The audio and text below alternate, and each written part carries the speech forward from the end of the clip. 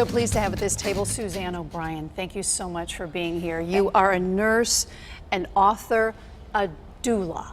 A doula. What is a doula? It's really an end-of-life doula. So let me explain. Doula is usually associated with the birthing of babies. If people know it, it's a Greek word that actually means non-medical person that gives physical, spiritual, and emotional support to someone else. And I've put it on the other way of end of life because my history as a nurse is in hospice and oncology. And I really felt that we were lacking that same support at the end of life as we do for bringing life in. So I created End of Life Doula program. So as an oncology nurse, Yes. you saw some people die. Yes. We don't die well in this country, I think. We don't know how. First of all, we don't want to let go. We want to live forever, of course. Yep. But you say, as a doula giver, there is a way to die. Yes. What is the best way to die if you have time, if it's end of life and you've lived a rich life? Well, you hit on so many great points, and one of the biggest things is we're not even talking about death in our society, so let alone planning for it.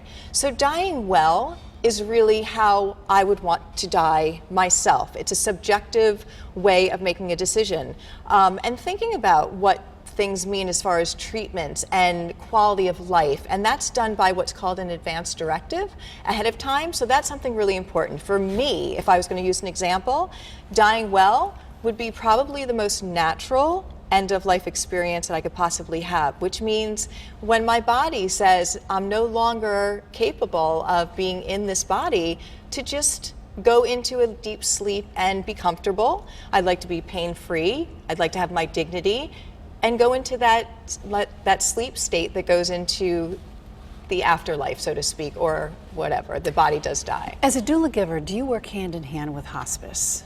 We are an adjunct to hospice. It's very interesting because in the very beginning, people would say, well, do I need hospice if I have a doula? And yes, you do, because remember that doula is a non-medical person. But for me as the hospice nurse, where this really organically was born is that I wasn't able to stay the duration of the time period that I wanted to with patients and families. So the doula comes in and can stay, where the hospice nurse manages the care. The loved ones do the care. And this is the big disconnect, I think, that's out there with hospice. It's such a wonderful end-of-life support, except for they manage the care. The family and loved ones are doing the care. If you give me a patient for 7 days, how am I supposed to teach the family how to care for their loved one? And there's so much in end-of-life with unfinished conversations and what is important to the person that it can't be done in 5 days at the end. Do you think people wait too late to call in hospice? They have said in polls, about 7 out of 10 people polled said they waited too late to call hospice. So yes, to put it lightly, yes. When do you call hospice, and thank heavens for hospice? Yes, which was born in Connecticut. Yes, it was. Yes, yes, in Branford.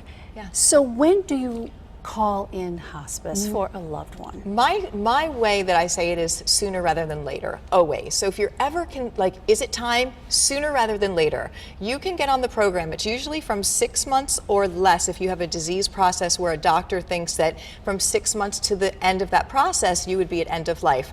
However, I've had people on for longer than that. But if there's any doubt in your mind, get on the program, because we have wonderful people that come in and it's such a fantastic program and you can always go off of it. So again, call them sooner rather than later, but I think the most important thing is to have a discussion with your family and to say where you'd like to be in your last days and how that's going to be accomplished. Do you know what I mean? And 9 out of 10 people say they want to be at home, but if the family doesn't have the basic skills, how are they supposed to care for that loved one? They're petrified. Death is the second leading fear in this country. And believe me, I've seen it. Trying to teach a family how to care for their loved one. And what happens is they're not present at the end, being present meaning in their mind and body. And it's not the way that end of life should go. So that's why I give these free level 1 trainings. So you're a caring person, otherwise you would not be a nurse. Thank you. When did this come into your mind that you're going to teach people how to do end-of-life care? 2 weeks into my rotation in end of life, whether it was oncology or hospice, I said, we have a problem. And I think it was really the oncology, because I had people that were facing end of life, and that's where it wasn't even being discussed.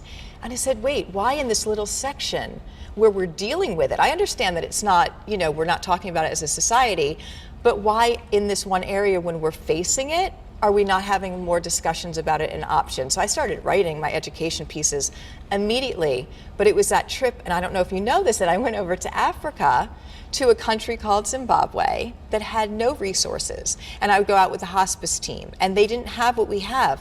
What they were doing was taking a neighbor and training them to sit with the dying neighbor and their family and take care of them for the duration, like that birthing of that baby, without resources.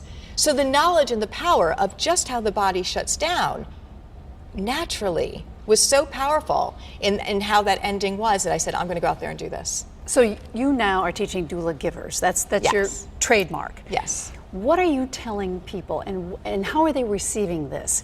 And are we going to get better at dying in this country? And are there other countries that do it better than us? There are some, but it's really fascinating, because in the last 2 weeks I've gotten emails from 3 different countries that want to be part of Doula Givers. Level 1 is my free community global outreach. So I said, I'm going to put together a comprehensive program that teaches from when somebody gets a terminal diagnosis all the way to the end of life, how you care for them. And the goal is to teach people before somebody gets ill. So I'm not faced with that, oh, I only have 5 days, or I don't have the time. This is a life skill that used to be handed down generation to generation. I'm not reinventing the wheel, I'm just bringing it back, and I think because of all my experience, I could put a really nice comprehensive program together. And I have to tell you, it's pretty inspiring and uplifting. People say, how can you do that? There's some great stories involved in it. You're not with patients a lot, but you are somewhat with patients. Yes. What do you get from a patient who is dying? What have you learned over the years? It is the biggest privilege to be able to be with somebody at end of life, I will say that. But what I do get is a connection of something that's bigger than anything I've ever felt before. When you come in to assist somebody at that very fragile time in their family, there's this immediate bond, because it doesn't matter how much money you have or how many degrees you have, human to human. And they also share a lot of their life's perspective. And they say that time is your most valuable commodity. They say, don't waste your time on things that people have told you, doing. What is in your heart? What do you feel? Love deep, love your family, and don't waste your time, because I've had people from 106 to 5 be my patients. How has this changed you over the years? Becomes really present in the moment, because we're not guaranteed anything, but it also connected me to a universe that's bigger than I ever thought. Going over to Africa is one thing, but getting emails with people who want to be doula givers in this training from England, Canada, Australia, we're all connected. And also talking about how, if we have resources in this country, that's fantastic, but there are people that have no resources. And in Zimbabwe, 7-year-old children were taking care of parents that were dying, and the average age of a woman is 42.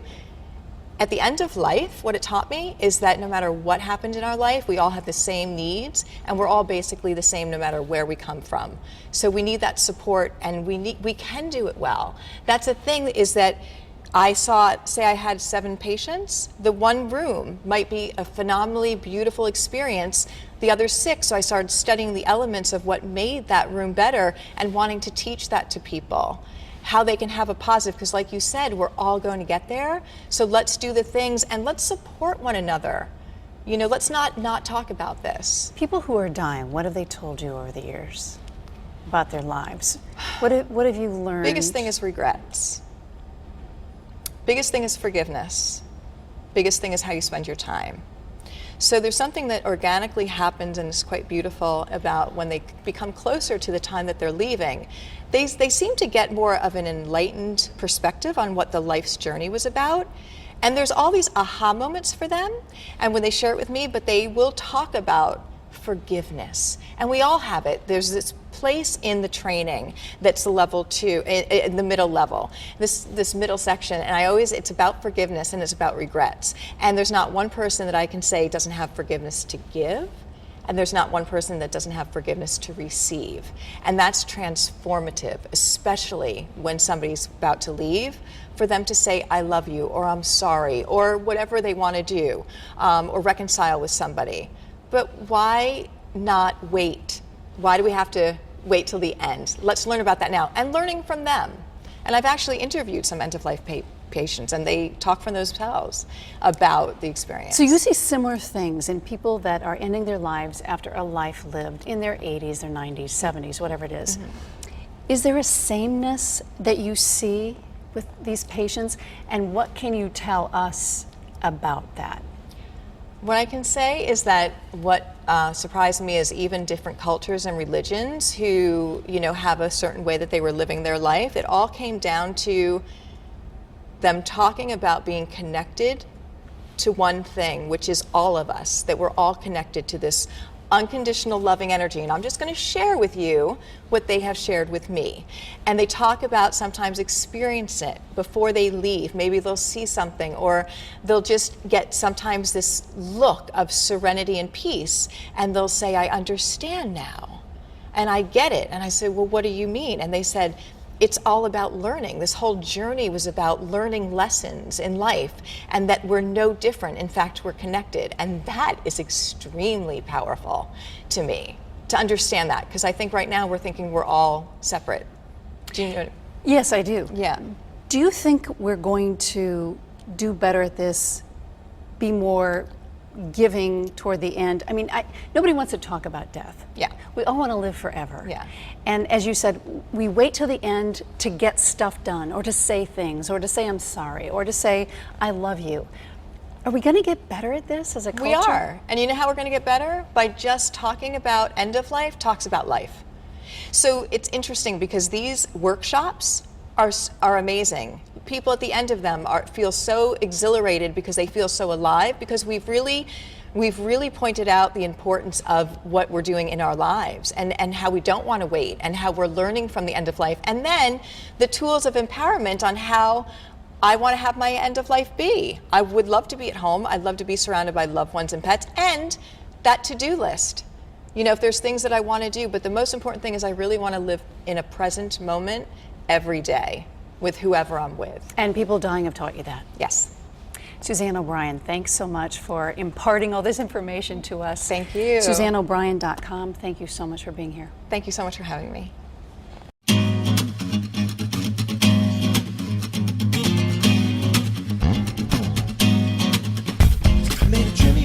When one they send, who's this girl? Spend all night kissing, and if was right here, then who else is missing? Got a little sidetracked if I'm so wishing to find the keys to the door, but it's also a metaphor. Need to keep locked in the grocery store, but mine just to save time.